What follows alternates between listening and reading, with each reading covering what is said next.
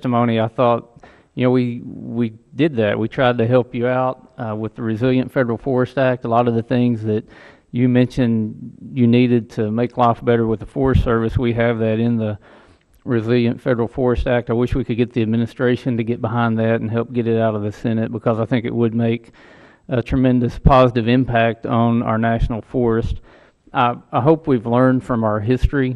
We did such dramatic cuts or reductions in the amount of cuts on the national forest that we lost billions of dollars of infrastructure in our country. And I understand what you're saying about even if you could go in and cut all this timber, there's really not the markets for it that we need, and it's going to take time to build back that infrastructure and build back those markets. But we even had something in the our Resilient Federal Forest Act to do a pilot program on that. It's a complicated issue. Healthy forests are the answer. It gives us cleaner water, cleaner air, and you can't have those healthy forests unless you manage them to be healthy. It's better for recreation, better for wildlife. When we manage our forest properly, everybody wins. We even store more carbon instead of releasing about 100 million tons a year of carbon through forest fires. So we've got to work together somehow to make this happen, to see it come into reality, or it's just going to get worse and worse as we go on. I feel fortunate in my district. I've still got an active timber industry that gets materials off of the national forest on the Ouachita and the Ozark Forest, with even some desires to maybe expand that.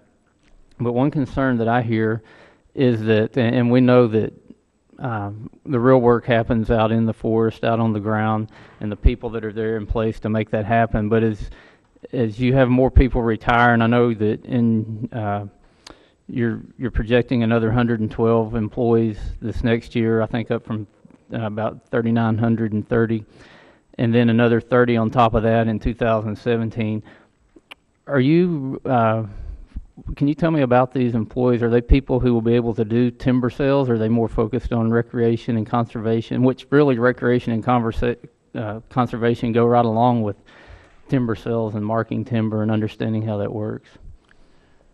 Well, Congressman, I too share your concern about not only the lack of our staffing, the reduction, but then also to be able to hire the people that we need to have to be able to care for these lands and provide the public service. So when it comes to recreation, if we don't have healthy forests, people will go someplace else and they won't be able to enjoy their national forest. So there's a direct connection.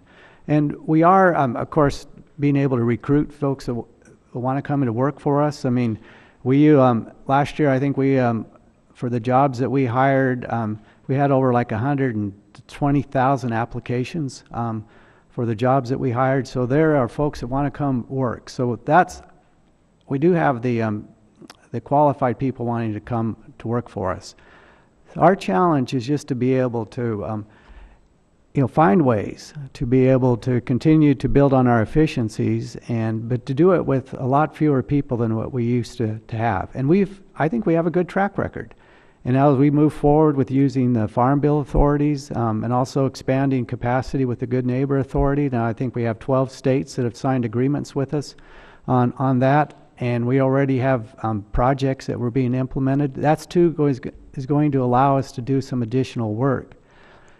But to get at the problem that you're fully aware of and that the chairman is fully aware of, we need to significantly increase the pace and scale. Because when I look at the 65 million acres to 83 million acres that need some form of restoration, and of that there's 11 million that we have no choice but to use mechanical treatment timber cells on because of the location around communities, etc. For us to be able to deal with that backlog of forest health concerns, we've got to significantly increase the number of acres we're treating every year. So the efficiencies we've implemented, the new authorities that we have are all helping, but we also need to be able to expand our capacity.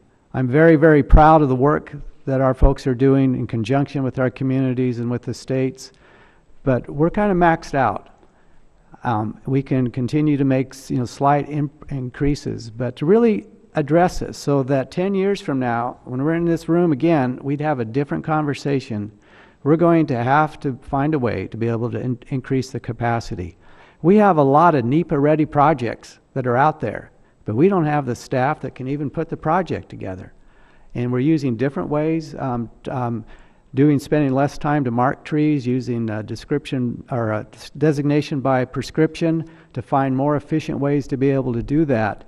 But it still takes the staff, and whether it's the archaeologist to go out there and survey the area, whether it's the botanist to be able to go out and survey the area, whether it takes the engineer to lay out the roads to be able to get that, that's the staffing that we need. And that's why we spend so much time talking about the cost of fire suppression.